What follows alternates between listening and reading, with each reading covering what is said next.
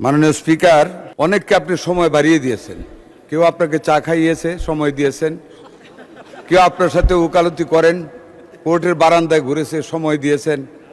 মাননীয় স্পিকার, আমি একজন মুক্তিযোদ্ধা, ৭১-এর মুক্তিযুদ্ধের একজন কমান্ডার ছিলাম।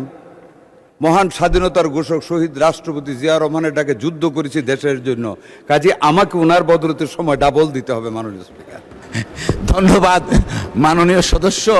আপনি যদি আমার 2 থানার 2 হসপিটালকে একদম ইকুইপড করেন তাহলে 2 মিনিট বাড়াবো। ওকে মাননীয় স্পিকার, করবেন তো ইকুইপ, I তাই give তো? you the commitment to do that. G, But আগে you শেষ take করেন। your preparation to allow me more time. মাননীয় স্পিকার,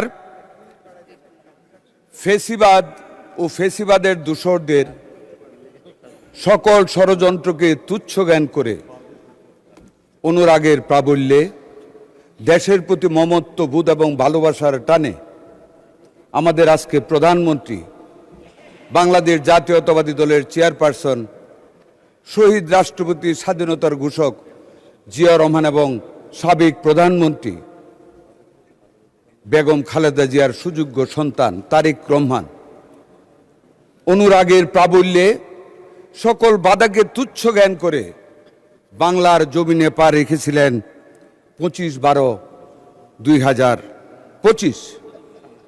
এয়ারপোর্টের মাটিতে পা রেখেছিলেন, দেশের প্রতি মমত্ববোধকে বোঝানোর জন্য হাতে মাটি তুলে নিয়েছিলেন।